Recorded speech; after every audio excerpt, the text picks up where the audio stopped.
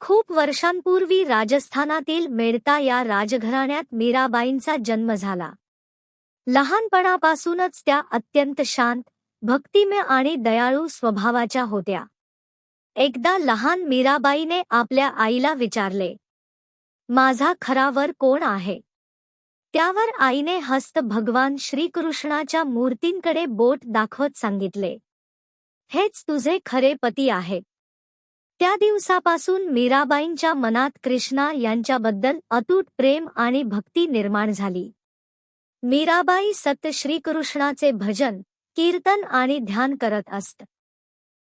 त्या आपल्या जवळ नेहमी श्रीकृष्णाची छोटी मूर्ती ठेवत. त्या म्हणत असत, माझे सर्वस्व श्रीकृष्ण आहेत. त्यांच्या भक्तीमध्ये इतकी तल्लीनता होती की राजवैभव, संपत्ती आणि सुख यांची त्यांना अजिबात आस नव्हती. विवाह आणि संघर्ष. मीराबाईंचा विवाह मेवाडच्या राजघराण्यात झाला. पण विवाहानंतरही त्यांनी श्रीकृष्ण भक्ती सोडली नाही. राजघराण्यातील अनेक लोकांना त्यांची भक्ती आवडत नव्हती. त्यांना वाटत होते की राजघराण्यातील स्त्रीने सत मंदिरात जाऊन भजन करणे योग्य नाही. मीराबाईंना अनेक संकटांना सामोरे जावे लागले. त्यांना भक्ती थांबवण्यास सांगितले गेले. त्यांचा अपमान करण्यात आला. त्यांना विष देण्याचाही प्रयत्न झाला. पण मीराबाईंची श्रद्धा अढळ होती. एकदा मीराबाईंना विषाचा प्याला पाठवण्यात आला. पण त्यांनी तो श्रीकृष्णाचे नाव घेऊन भक्तिभावाने पिऊन टाकला.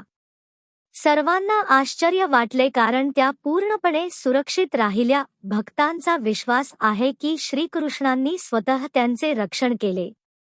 या घटनेनंतर मीराबाईंची कीर्ती दूरवर पसरली. मीराबाई राजवाडा सोडून वृंदावन आणि द्वारका येथे गेल्या. त्या गावोगावी फिरून श्रीकृष्ण भक्तीचा संदेश देत असत. त्यांच्या भजनांमध्ये प्रेम, समर्पण आणि भक्तीची शक्ती दिसून येते. आजही त्यांची अनेक भजने भारतभर गायली जातात. असे मानले जाते की द्वारकेत श्रीकृष्णाच्या मंदिरात भजन करताना मीराबाई श्रीकृष्णात विलीन झाल्या.